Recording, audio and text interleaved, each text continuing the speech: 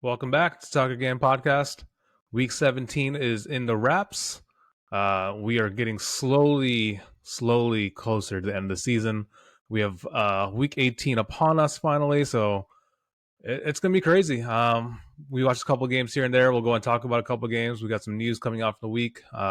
This will be a mega episode, so power rankings as well as week 18 predictions.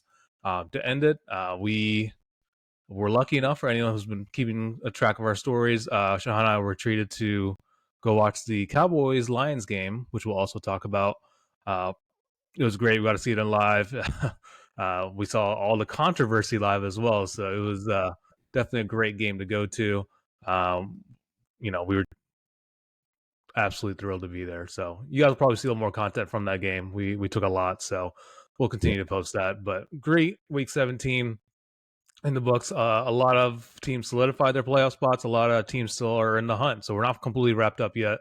But we'll go ahead and just dive in real quick. First game that we went to, Cowboys and Lions game. Cowboys coming up on top in a controversial way, 2019 over the Detroit Lions.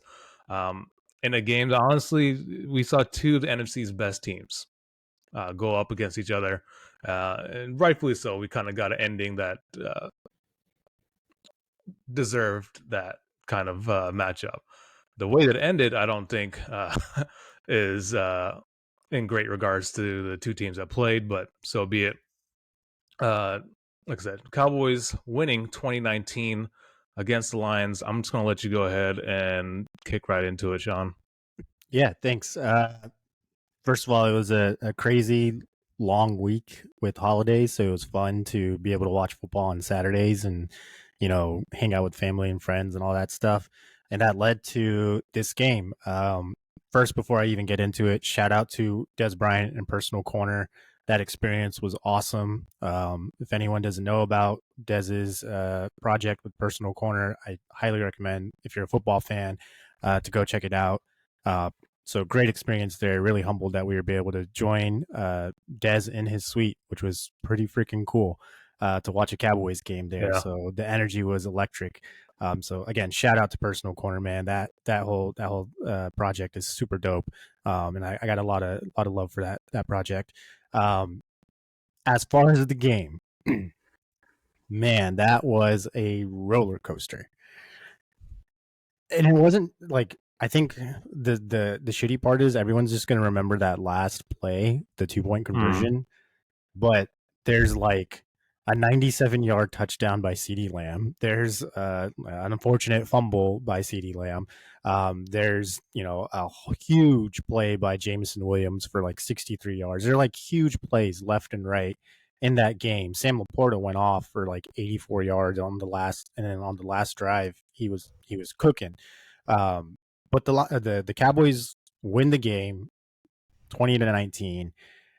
And how do I start this? It's such a weird game to talk about because as we were watching the game live, a lot of things we were talking about, a lot of things that are frustrating me, a lot of things that were frustrating me with the Lions as well.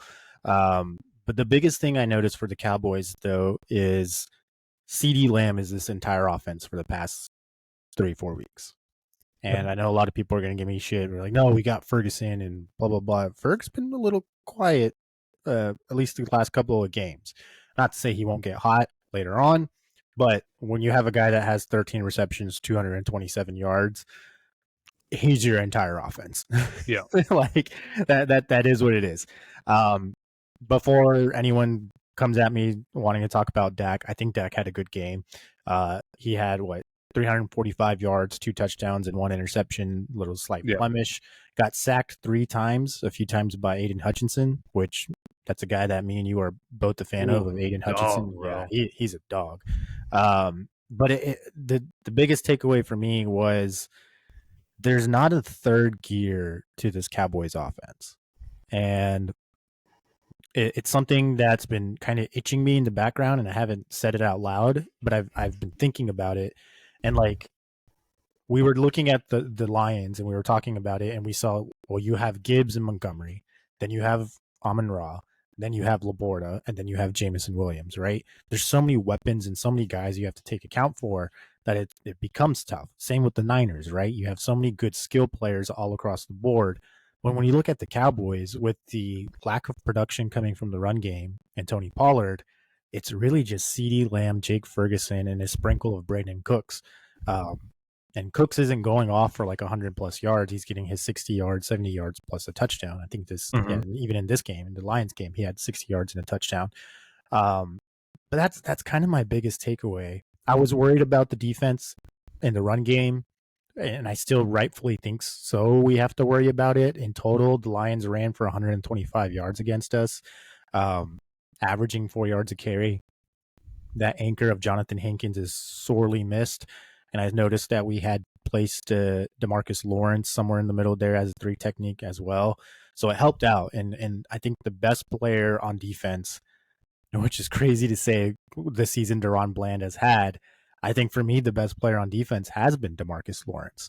The tank has some fuel in its left there, and he has had a phenomenal season. Kind of the unsung hero for the Cowboys and Cowboys fans that don't really talk about him. I know we like to talk about Micah and DaRon Bland and all these guys, but Tank has just been what he is. He's been a tank, and I love seeing it. For the game itself, Cowboys snuck by. I think the only real thing that you can say is that these are two teams that are equivalent to each other, and this is the best that you can get. I mean, it could have been a coin toss. You could have saw the Cowboys march down the field and try to go for a 2-point conversion after scoring 2. Like it could have gone either way. I wasn't really happy that we won. This is one of those games that a fan is going to say a win's a win, and I'm happy we won in terms of like the division, but I wasn't happy the way we won. Which leads to the controversial call of was it Decker report in? Did he not report in? That whole shit show. So I'll just leave it at that. I'm wary of the Cowboys moving forward. I think they're still a top team, but I think now people realize, at least the Cowboys fans we talk to kind of realize that there are some concerns that need to be made. And there are some hesitations when you watch both offense and defense. It's not on one person or another. Lastly, McCarthy has regressed. The play calling was better, but the lack of awareness with the time of possession and timeout skills and all that stuff kind of regressed to last year, which was like perplexing for me because he was doing a good job so far this year. But this was the one game where everyone's commenting like, dude, why are you passing the ball? Why aren't you running it? Why aren't you milking the clock? Yeah. All that stuff. So as much as praise as I've given Mike McCarthy this season, there needs to be some questions there because he did call a very questionable game towards the end. But overall, as in a performance by the Cowboys, I'm still not satisfied, man. Still not satisfied. And the only thing I can say is I'm glad we got the win on Jimmy's Ring of Honor induction. That was that was sick. That was sick. That was awesome. Diehard Cowboys fan, born and raised. For me, I was a little emotional watching that and seeing Jimmy in front of Troy, Michael, and Emmett, kind of like coaching them again while walking in front of them and turning around and talking to them. It was just an awesome feeling and great seeing that.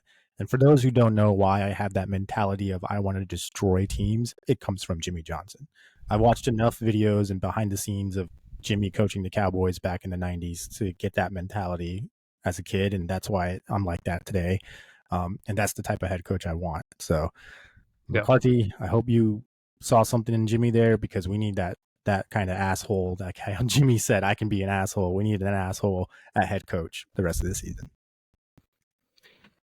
Well, I mean, a couple things on my end. I won't take up too much time. Is the consensus, like I said, with us being at the game, we kind of got firsthand reactions from everyone that was at the game. I think it was pretty much a consensus throughout the board is, yes, it's great to see a Cowboys win, but it almost feels like it sucks when you win and it doesn't feel like you won, right?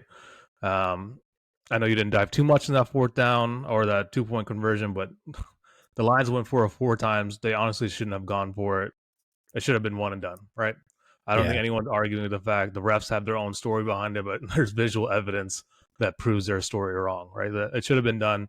For anyone who is curious, I know we keep getting asked all the time is, why do they keep going for it? I don't understand. There's a couple. The main reason I'll stick with that is you have 2 teams that have already clinched the playoffs. So it's actually very smart. I actually think when he went for it for the first time is why would you want to go into overtime and risk injury heading into the playoffs? Player safety. So And cool, I can respect that. and But also for those Jameson, who don't know, is he rolls the dice a lot. yeah, Early in the game, he went for it. They went for a fake punt. So like he's it worked. not known not to do crazy things. Maybe his emotions got a little bit involved toward the end, just wanting to prove a point. But according to him, he was going to go for it no matter what, no matter where they were at. So um, that's that situation right there. I think it's unfortunate. Does this win for the Cowboys come with the asterisk? Yes, but honestly, comes to my second point. This was a game of, I'm going to use the word negation. It's probably not even a real word, but everything negates itself, right? And here's my points.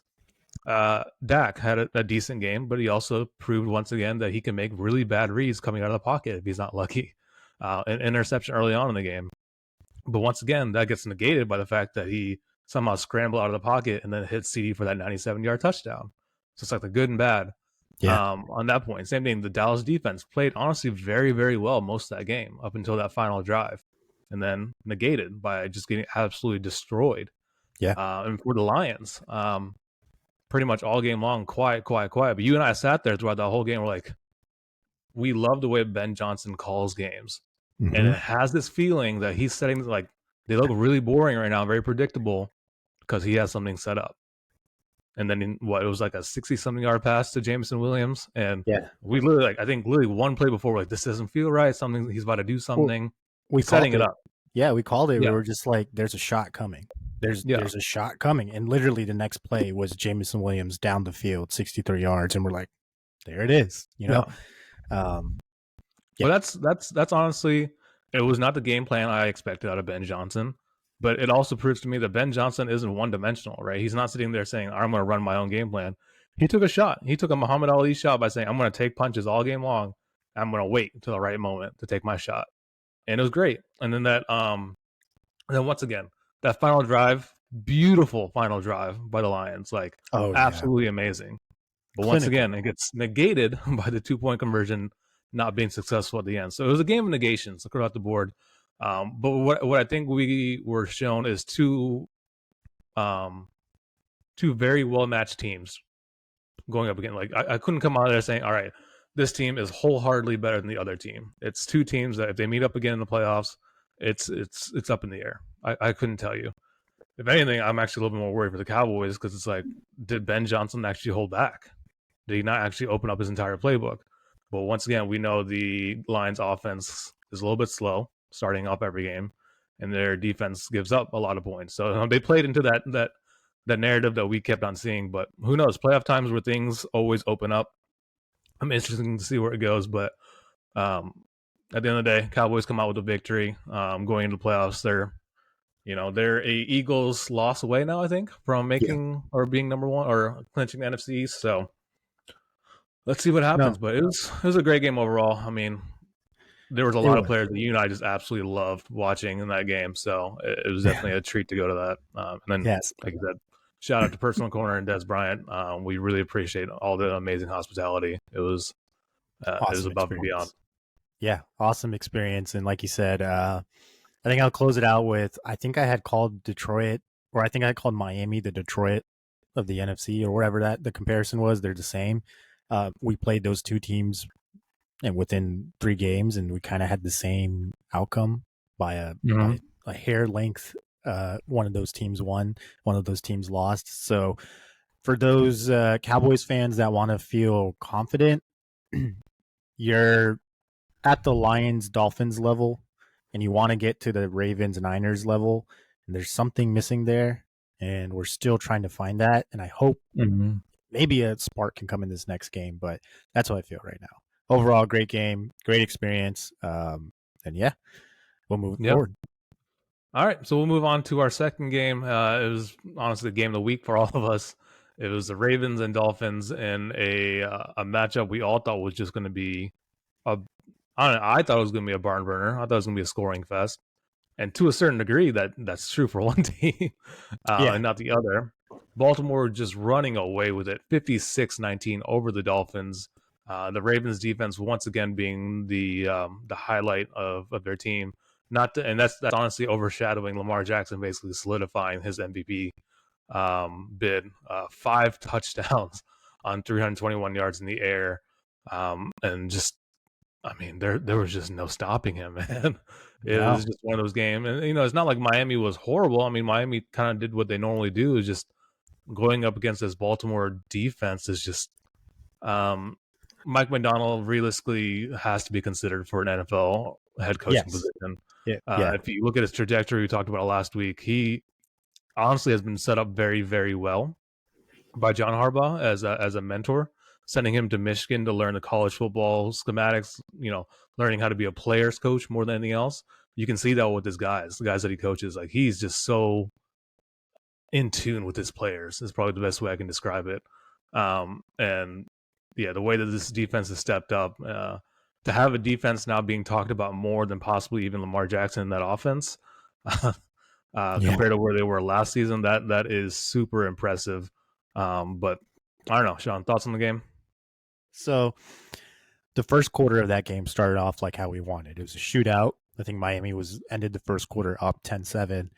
Second quarter, Ravens went nuclear. They went 21. They scored 21 points in the second quarter, and the Dolphins only got 3. And then third quarter, again, another touchdown by the Ravens, followed by the fourth quarter where another 21-point shellacking came down. Yeah. You had hit the I always get this wrong, but you had hit the hammer with Mike McDonald. Someone that we should talk about, like how we get excited about Ben Johnson as a head coach. I feel that way about Mike McDonald. That guy is so good, so Yeah. good at his job. But I also hope he kind of stays in Baltimore for a little bit longer, and kind of builds a dynasty with that Ravens team and Harbaugh, because they are playing lights out football. They held the Dolphins to 19 points, and they did it without their stud safety Kyle Hamilton. But it was all like a team effort. I believe Marlon Humphrey got hurt in that game too, and was in and out of that game. And they held Tyreek Hill to 76 yards. Just pressure all over Tua's face. It was the only thing that was really working with them was Achane. Mostert wasn't playing, so there were knocks on the Dolphins side. There was injuries, and some injuries happened during the game. We'll talk about later on. But for the Ravens, I think I had talked about the Ravens quite a few times as the season progressed. It doesn't matter who the receivers is. I know everyone wants to talk about Zay Flowers, but Lamar just targets whoever. When he scrambles and sees someone open, he sees them open and he's going to throw it, which is beautiful. But really, they still stick to their run game. They rushed the ball 32 times, and they only attempted 21 passes. It doesn't matter who the running back is. They brought up Melvin Gordon back, but Gus Edwards took the load of the carries. And it just goes to show they're the best team in football, man. They play hard nose on both sides. They battle in the trenches, and the biggest thing, and I said this last week, Patrick Queen and Roquan Smith. They're the two anchors on their defense, and the only other team that has those linebackers are Dre Greenlaw and Fred Warner in San Francisco. And I heard it today. They're the only two teams that emphasize those positions.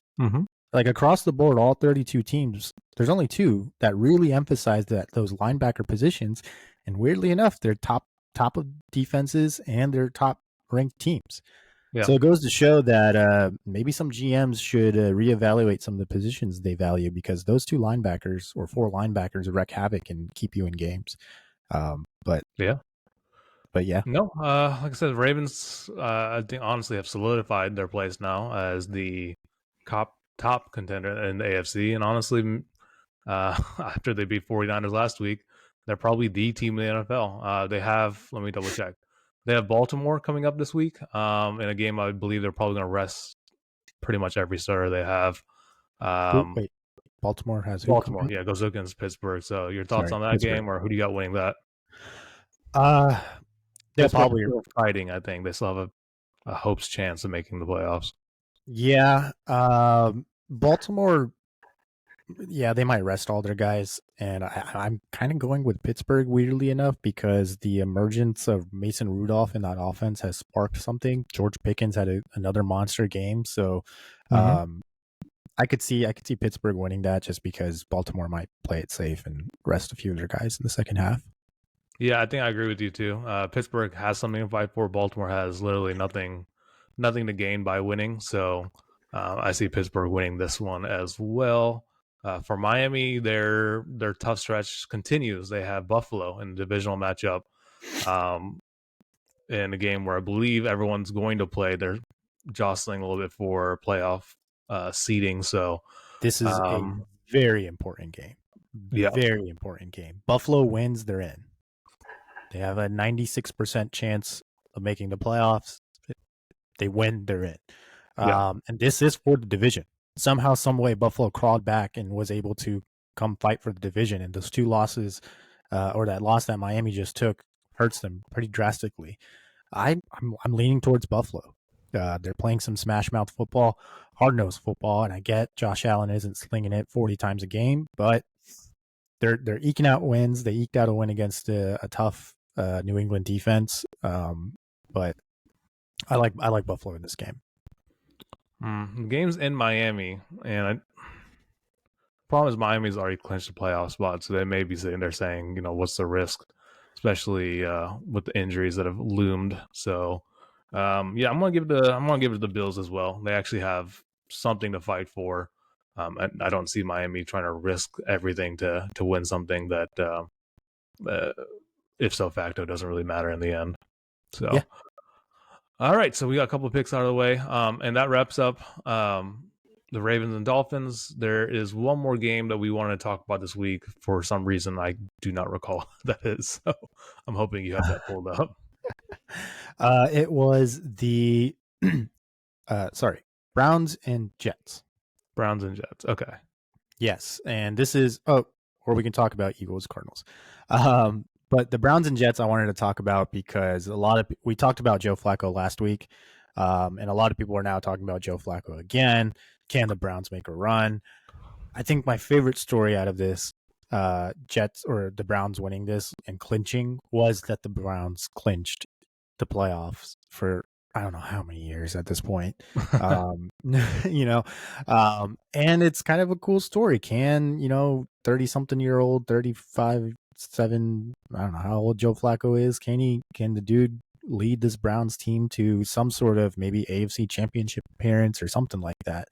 The game itself, really, there's nothing much to talk about outside of the Browns. I get the Jets played Trevor Siemian. Um, Nothing really exciting happening there. They did give Yeah. a fight. Yeah, they did give a fight towards the end of the game. But the story is Joe Flacco and the Browns. Can this Browns team make a noise? We'll find out. My end all be all for the Browns this season is Kevin Stefanski solidified himself as a good head coach. To be able to go through all the adversity that the team went through with quarterbacks and Chubb going down for the season, to be able to grind out wins and get all of those guys on the same page.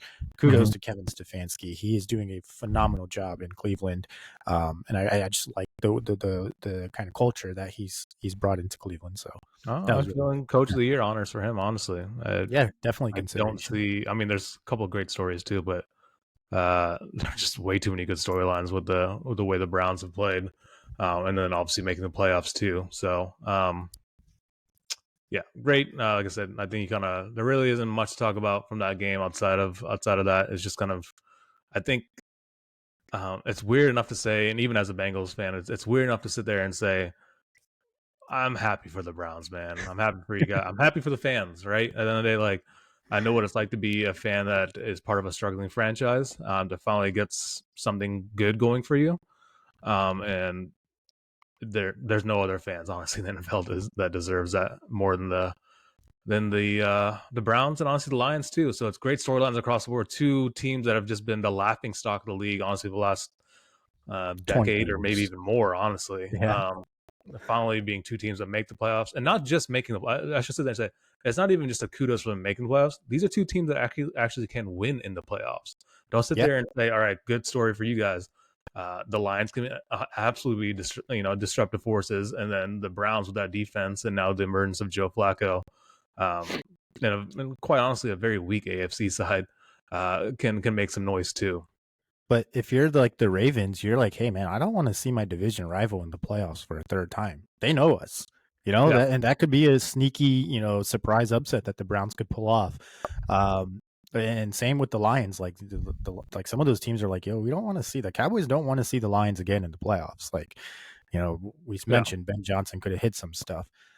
Final shout out with the Browns, dude. That video of David Njoku and the fan.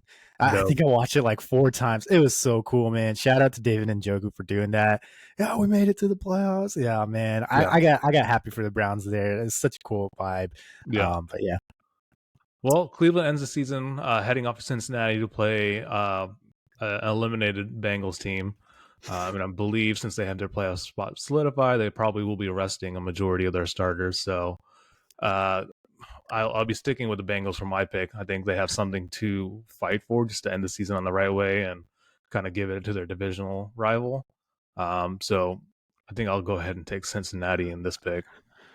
Yeah, that's actually a good pick. Because I have a feeling the Browns will play Dorian Robinson Thompson. Forget his name. DTR. Yep. DTR. Yeah. I'm gonna go with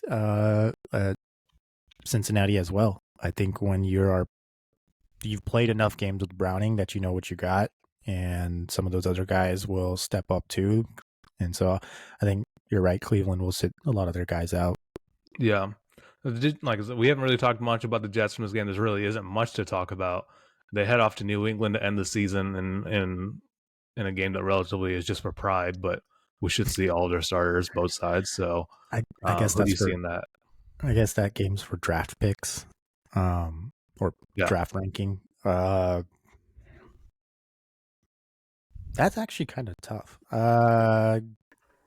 I'll stick with the Jets just because, again, they've gone through more quarterbacks and they're running with Simeon this week, so Yeah. just more I actually continuity. have New England winning this one. I also Zappy need to played make well. some. I need to choose some picks against you to make up for some things we'll talk about later. But yeah, I'll take the Pats in that. But that wraps up that game. Week 18, like I said, is right upon us. So we'll get into those matchups a little bit later.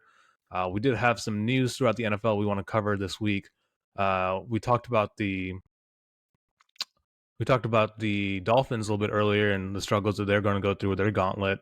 Unfortunately, when you go through a gauntlet of a schedule, you risk injury, and they were unfortunate enough to lose Chubb this week. I believe what was an ACL injury officially. So I think Yeah, the sad part about that too is you don't only lose them for this last game in the playoffs; is you're going to lose them for beginning a of next significant year. part of next season, which is it's.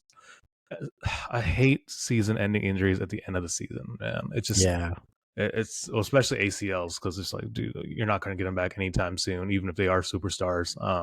That recovery period just takes a while. So that's a big one. We also saw Christian McCaffrey injuring his calf, so I think realistically they'll probably go ahead and bench him this week. But is he going to be full go for playoff time? We'll have to see. Luckily, they have the benefit of being the best team right now in the NFC, so they may get a playoff bye. We'll yeah, have to see. But those are two major injuries. It just sucks for Bradley Chubb. He's lots of expectations put on the man coming to the Dolphins with them giving up first round pick. draft pick for him or draft pick. I forget what it was. Mhm. But yeah, those are the two ones coming in. Yeah, Chubb. They already rolled out McCaffrey for Week 18. Makes sense. He's going to rest, make sure that calf's okay for the playoffs. Bradley Chubb, man, I felt like he was given like unfair criticism because the Dolphins had hauled, a good haul to get him, and it wasn't until this year I want to say like midway through the season where we started to see that defense in full swing, and he was that kind of defensive lineman carrying that defense into the swing. Yeah, They got Ramsey back, and so the Dolphins defense, I mentioned it, were top 5 defense, believe top 3 defense the past few weeks. But losing Chubb like that is a significant loss. But again, it goes to, let's see what how a team handles adversity and go from there. But praying for Chubb and well wishes there, because he is a good player and a fun player to watch for sure. All right, a couple other news items for the week. Coaching wise, right? We'll go from players to coaches. Big news, great news for the LA Rams. McVay has promised to come back for the 2024 season. There was a lot of rumblings about him either retiring or just not renewing his contract, or kind of just being done being a head coach for a while. But he has promised to come back for their next season, so that is a good haul for them. And then the other one was Belichick, right? Is what's his status going to look like for next season? That's unfortunately for the last 5-6 weeks that has been a talking point for everyone. And I don't know, it's kind of cool. You kind of get the old school with the new school with McVay versus Belichick. I'm personally happy for the Rams. I think as long as they have him at the helm, they're always going to be very competitive. It's not often. I know the word offensive mastermind is thrown out there so much with all these offensive coordinators, but I think honestly McVay when McVay got hired, I think he started the trend. I really do. Mm-hmm. All these coaches going, or all these teams going on, they're like, all right, we need to go younger. We need to go guys that are creative. And for anyone who hasn't watched McVay at all, just interview wise, the dude can name off the exact play. If you tell him, hey, from this quarter against this team and this year, what was the play you called? He'll know it instantly. Like that's genius, right? We give that word to a lot of, like, even Ben Johnson doesn't have that ability. So obviously he was able to deliver them a Super Bowl as well. So a lot of positivity around him. Belichick's the other one for me that's just like, I think it's time, man. I think it's time. I think he had one of the greatest runs with Tom Brady we've seen in our lifetime, but I don't know if his brand of football and his brand of coaching is necessarily in tune with what today's football is anymore. That being a little bit too rough on players or make them earn their spots, or unfortunately the world has gotten softer, right? So what teams are looking for, what players are looking for, are their player type coaches, because that's what's honestly that's been the motive of the NCAA as well. You have these old school coaches like Nick Saban that everyone still respects, but NIL's changed the game, where now everyone's looking for those flashy player coaches, aka Deion Sanders. So I don't know. If he stays, that's great. If he doesn't, I wouldn't be shocked. Yeah. I'll bring it back to McVay real quick. Well, it's weird that we have a guy that won one Super Bowl fairly recently, contemplating that he wants to, step away from the head coach position, maybe for a little bit, maybe permanently. And then you have one guy that has multiple Super Bowls who's kind of like, no, I want to keep coaching. I don't want to. But he was like, Belichick literally said, I'm focusing on the Jets. I'm not focusing about my job. Where like McVay's like, no, I'll be back here next year. Don't worry about it, guys. And one guy's in the playoffs or fighting for the playoffs, and the other guy is, fighting for a draft pick. I would hope McVay stays, and I think this goes to Stafford. And Stafford had said in the beginning of the season, he's like, I don't even know some of these rookies' names. Like, I'm throwing the ball out there to some of these guys. I don't even know their names. But I'm sure he knows who Puka is now, and I'm sure he knows who other people are now. And I think McVay felt the same way. He was like, dude, I don't know if I want to go through this with, like, rookies and stuff like that. But they had a great draft class. Kyron Williams, there's a defensive player, Kobe. Oh, I forgot his last name. Kobe something. He's playing great for them on the D line, and obviously Puka. So I think that kind of like re-energized McVay and Stafford. They're like, no, like we got some anchors here to build with. Yeah, I agree with you. I think Bill should leave. It sounds weird saying that Bill Belichick should not coach. Maybe not coach the Patriots, but I think that you're running into an ugly divorce rather than an amicable breakup. You know? And I would, that's one thing we all know the reports about Bill and like people call him this and that, and he's all, I'm Bill Belichick and we want to talk about football and like, Huh? all that stuff. But it's like, I would not want to, I would just feel kind of bad if Bill Belichick just gets like fired, you know? Yeah, that'd be a shame. That'd be a shame. So I hope Bill decides to just, I'm going to step away, but I do think he should leave. I think that organization needs a kind of a culture shift. Like you said, go younger, um, whoever that might be. But I think the city needs it, and kind of the team needs it, and and everyone else in the organization. But we'll see what happens there with Bill. Yeah. All right, and then rounding off our news of the week, biggest one that we've seen so far is Dalvin Cook being released by the Jets to go pursue what he would want is a playoff pushing team. I have looked over the list of our playoff teams, and quite honestly, there's one team that I can think of that would be a very solid pick because he's not going to be a bellback running back. No, He's the hero that Dallas deserves or doesn't deserve. I don't know. I don't know what the Batman line is.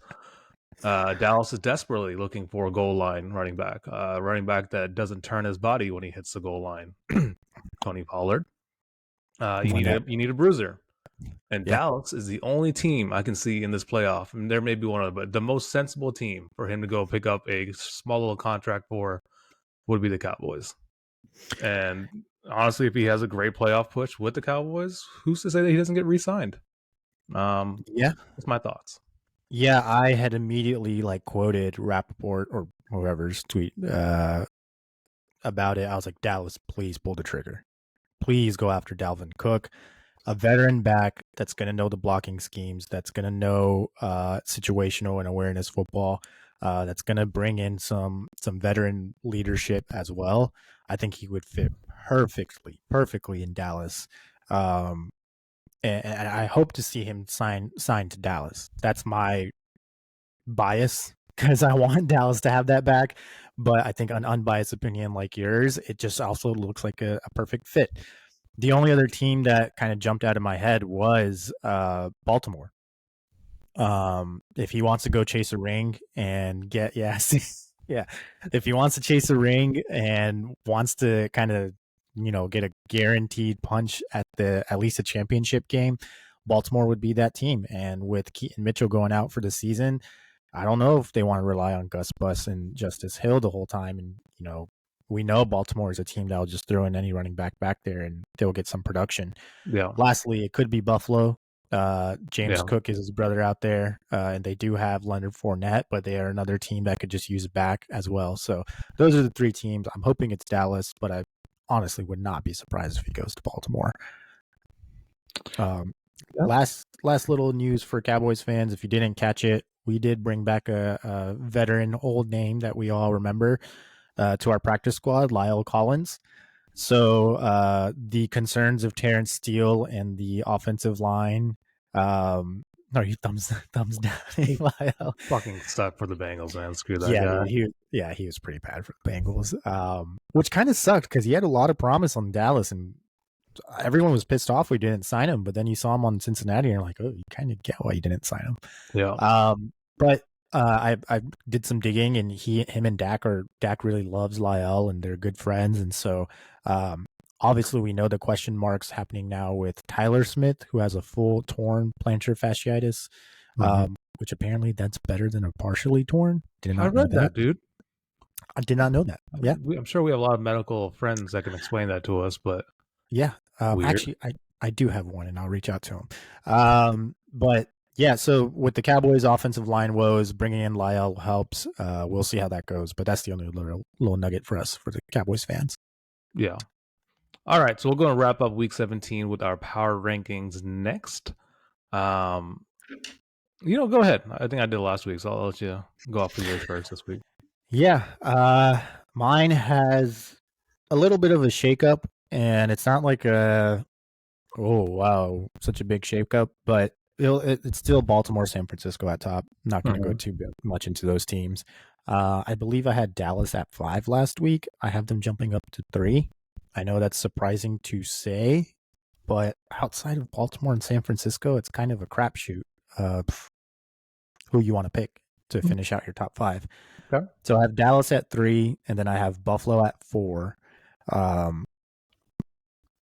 The 5th team I have written down 3, but I'm not going to do that to you. Don't worry. I have Kansas City as the number 5 team on my list, but Okay. like right behind him is Detroit. Like right behind him is Detroit. Okay. All right. Yeah, I know Kansas City. I've shitted on them this season, and they're not playing the prettiest football. But this might be also the first time they've played a road playoff game. This will be the first time they play a road playoff game. So it'll be interesting to see how they come out of that. But if you give me Kansas City versus Detroit at like the beginning of the season, I might pick Kansas City again. Like, but like Detroit's right there on my list, man. Like, right there. Yeah. All right. Fair enough. Okay, yeah, I definitely no disagreement for mine with the Ravens and 49ers 1 and 2. I actually have the Bills at number 3. So just one higher than you. I think they are in the position where they are riding a very big high toward the end of the season, and we've seen many teams run off the same exact momentum into the playoffs. So I see the Bills honestly playing the best football they've played all season, the last few weeks. Mhm. At number 4, you decided not to do it to me, but I'll do it to you. I have a tie at number 4. Because how close this game was, and there really wasn't much of a separation factor, and as well as there being an asterisk on the win, I have Dallas and Detroit tied at number 4. Yeah. I sat there and I'm like, I can't make a difference between the two. So Dallas and Detroit will go ahead and sit at 4 for me. Rounding out my rankings is a team that's gotten attention from us, but never any kind of real love. Welcome to the top 5, Cleveland Browns. Cleveland Browns. Nice. Yeah. Nice. I actually think they're playing far better football than Kansas City is right now. But I do understand the fact that Kansas City is just a true and tested team over the past few years.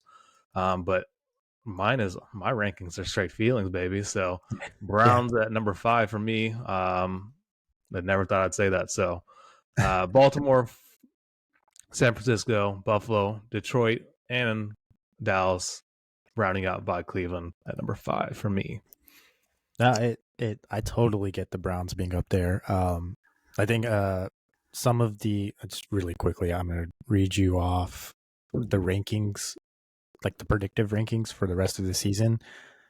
Cleveland's at 8 and Kansas City's at 5, and in between them is Miami and Detroit, which is interesting to me. But Buffalo's at 4, Dallas is at 3. So, but like I said, it's kind of a crapshoot, right? Like we're all expecting a Baltimore San Francisco Super Bowl at this point. Yeah. Well, I will say it's just interesting. Usually toward the end of the season, our rankings tend to be just a lot more where are the top 5 just going to be shuffled within themselves. So to sit there and say, all right, 17 weeks in the season, we're still adding new teams, or we're still shuffling teams that we just didn't expect to be there. That shows how well balanced the NFL can be sometimes, or how injuries can play out. There's a lot of different factors that lead into where we're at now. So, yeah. All right. So that wraps up week 17. Week 18 is coming up. Anyone that is paying attention to the bet that we have, Shahan and I only had 2 different picks last week, and that went in his favor this time. The Dallas asterisk win, which, I want to put a poll out there and ask people if that should count or not. And then the Bengals and Kansas City game. So Shahan sits at 106 and 65. I sit at 103 and 68. So I got to make some different picks to make up for where we're at right now. But we already covered Baltimore and Pittsburgh for the Saturday game. We have a second Saturday game in Houston and Indianapolis. Going with Houston, my rookie of the year, CJ Stroud, is back. So I'm picking Houston. Shout out Ozzy. Gotta decide if this is one worth shaking up or not. It's a divisional matchup, so yes, give me Indy. I got to They're make some both bold picks here. both fighting for, I believe, some sort of playoff hope. So that's why I got Yeah, Houston. you're gonna get both teams' best shot. Yep. All right, moving on. We have Atlanta heading over to New Orleans. Ooh, I'm gonna let you make that decision because I need to see the standings for that division. I believe this is such a weird division. So the Bucks are 8-8, the Saints are 8-8, the Falcons are 7-9. If the Falcons win and the Bucks lose, do the Falcons jump to the top of the division? Such a shitty division. I don't know. Okay. Okay. Let me figure out who I like.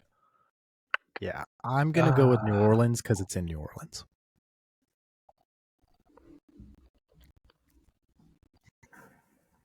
Yeah, give me ATL.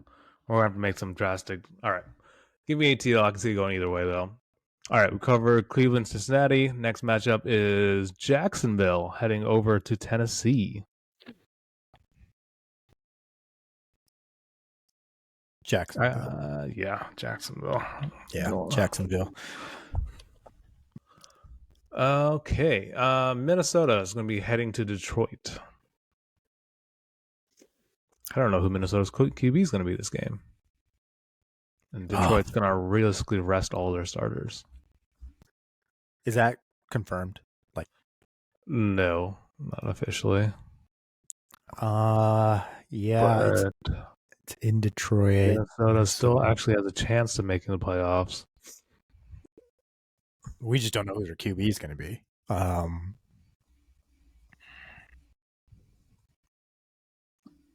That's tough. Go with Minnesota, Detroit. I'm going to go with Minnesota. Bless you. Thank you. I'm sorry, you said Minnesota? Yeah. Banking on the rest, but I'm kind of hesitant. Detroit. It's at Detroit. Detroit is guaranteed a home game. So even if they lose this, it's not the worst thing in the world. Yeah, give me Minnesota. I don't like it though. All right, covered Jets and Patriots. Moving on to Tampa Bay and Carolina. Tampa Bay. Yeah. Also, since we talked about Carolina, screw you, Dave Tepper. Yes. We'll talk about that just around. You know, that'll be the end of thing rant. Okay, sorry, I jumped the gun. Nope, you're good. Good reminder. All right. Bears heading over to Green Bay. Bears are playing spoilers for Green Bay, I believe, right? Let me double check. Green Bay, where are you? They could play spoilers, yeah. And it's in Green Bay. Ugh. I like the way Jordan Love's playing. You know, he's third in touchdowns for quarterbacks. Oh, that's amazing. Yeah, I give me Green Bay. I love the way Green Bay and Jordan Love is playing. That defense is shaky though, Green Bay. So I could see Fields having a field day. Yeah. Okay, let's see. We have Kansas City heading over to the LA Chargers. Kansas City. Yeah, Kansas City it is. Did you pick Green Bay as well? Yeah, I did. Yeah, Green Bay. Oh. Okay. Philadelphia, the reeling Philadelphia Eagles, heading over to the Giants. Didn't they just lose to the Giants? Recently, yes. They barely won against the Giants 33-25. This is in New York. Give me New York. I want the Giants to play spoilers for the Cowboys. You know what? I was thinking Philadelphia. Are they going to play their starters? They have to do that. I could do a whole episode on Philly and the train wreck that entire team is right now. Okay. All right. Yeah. I'm going to go Philadelphia then. I think that's a good matchup to go up on. Yeah. All right. Let's see. We talked about Dallas and we actually have it. Sorry. Cowboys heading over to the Commanders. Yeah, I'm going to go with the Dallas. Again, Washington's going to be playing spoilers just like New York is. Dallas and Philly are fighting for the division, but I'm going to go with Dallas. It's an away game, which feels weird. Kind of hesitant there, but I gotta go with my boys.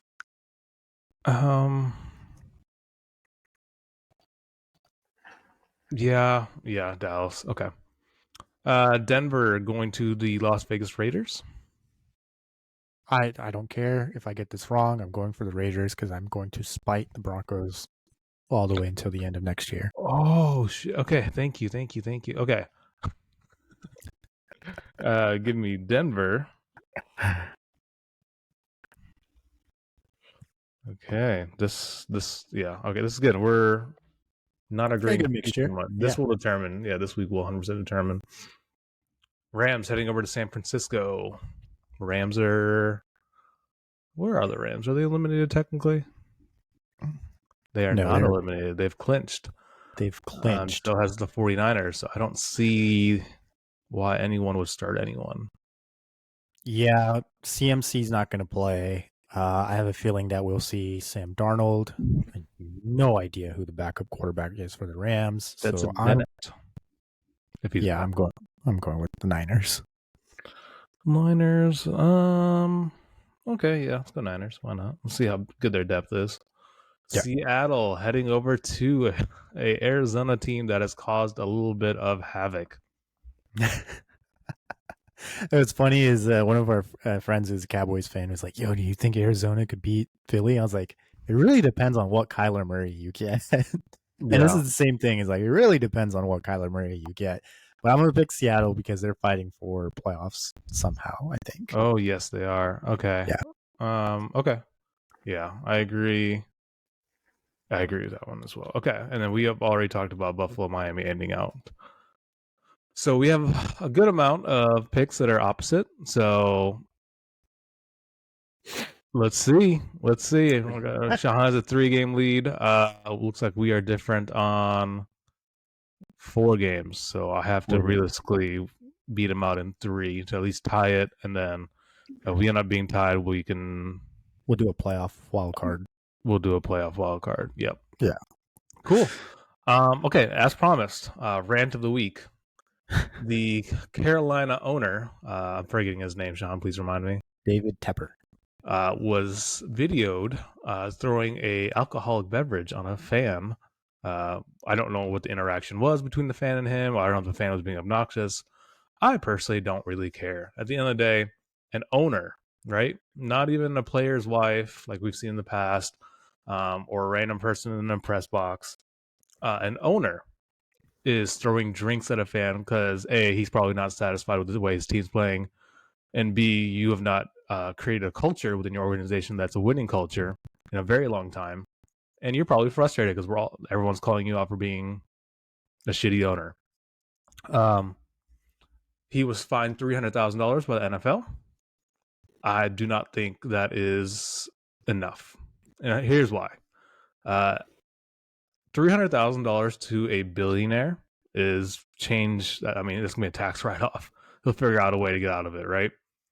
But for some reason, players can get suspended for games for stuff they do on the field, and security guards can also be kicked out for touching players. Head coaches can be thrown out for or fined for literally just criticizing refs for things they should be criticized for. And but players, all you're really gonna do is slap the wrist of an owner throwing a drink on a fan, dude. Like you're just like we say, players are held to a higher standard. I think, if anything, the owner of a team should be held to the highest standard out of anyone, right? Yeah. You pay all this money to acquire a franchise. We've seen how crazy these franchises are worth. So I don't know why the NFL doesn't implement better policies toward that, right? Why can't the NFL? And there's probably a lot of things I don't know, but here's just my 2 cents as a fan. An owner acts the way that he acts. Why not suspend him from coming to his own stadium and watching games? Why not do something more to him that actually would affect him, right? $300,000 isn't going to do shit. And now, granted, yeah, they have 1 game left in the season, so the suspension probably wouldn't mean shit anyways to him. But I don't know. I don't know what the appropriate response should have been. Maybe you have something better than I do. Well, okay. Well, while you were saying that, the tweet came out about his response. He just said the whole, "I'm sorry. I'm deeply passionate about this team. I regret my behavior on Sunday. I should have let NFL stadium security, handle any issues that arose. I respect the NFL's code of conduct and accept the league's discipline for my behavior. But it goes back to what you said. That's a slap on the wrist for a billionaire owner. I don't agree with the $300,000. I do think it should be more. I think it's I think it's a fucked up situation that your owner, who's not like your franchise player, he is the franchise. He's the guy that owns the team, can get away with behavior like that. And whatever that penalty might be, I'm not saying take away draft picks, maybe take away compensation picks, something like that. Maybe suspend him for the first, 2-3 games of the season next year, something like that, to show that you as an owner can't get away with, treating your fans like that. You treated them to the worst record in the season already. You fired their head coach in the middle of the season, and now you're treating your fans like that. Like that's kind of bullshit. Like, and I'm not a fan of Tepper. I'm a fan of the guys on the team. I'm a fan of Bryce Young and all those other guys. But like, this owner hasn't put his team in the best position to win, and now he's throwing drinks and whatnot. It's kind of bullshit. Like, you are the owner. You, at the end of the day, if this was a player on your team that was in the suite and he threw a drink, you yourself would have fined that player, right? Yeah. The league would have fined that player. But you get a slap on the wrist for $300,000 and walk away with like, whatever. That's chump change for him. That's bogus, man. That's such BS that owners get away with like any of this. And it should be a way bigger story, because if this was any other owner, if this was Jerry Jones or someone else, it'd be all plastered over the news. We know Cowboys are always in the media for some odd reason. But Tepper has led this team to the worst record in the season, and he hasn't shown any promise that this team's going to get better. He hasn't taken any accountability about the moves or anything on this team. He's just being a staunchy rich billionaire dude that's kind of being a dick. I'm sorry. Yeah, like, if I ever run into David Tepper, go ahead, throw hands at me like I called you a dick, but you are being a dick, and I just don't agree with that. I think owners have to show, like, yeah, you're passionate, you care, but you don't throw a drink at a fan. You can talk to that fan and be like, yeah, well, I'll fucking fix this or whatever. But you throwing a drink is just like a hissy fit. Like, I don't know. There's a whole bunch of other things I could say that might get me in trouble, but I just don't agree with it at all. Just because he's an owner, he gets a slap on the wrist. That just irks me a lot. It bothers me a lot. No, it's a systematic issue that permeates past football, right? It's a concept of elitism, right? Without getting too philosophical here, it's the rich being able to get away with whatever they want, and the common man, and in this case, the common man is the players on their own teams, right? Are the ones that are constantly punished for whatever actions they have on the field of play too, I should say, something that they're actually actively involved with. I'm sorry, but throwing a drink on a fan, throwing a drink on anyone in public, it's considered assault. But as we know, we've seen this with many owners, right? I'm not even getting into the situation of all the owners getting away with so much stuff. Even if a fan did press charges, people that are in high status can get away with anything. And it's a growing rot that's going to permeate. I don't know why I'm using the word permeate so much right now, but it is an issue that us, the common fans, the common people, are starting to get frustrated with.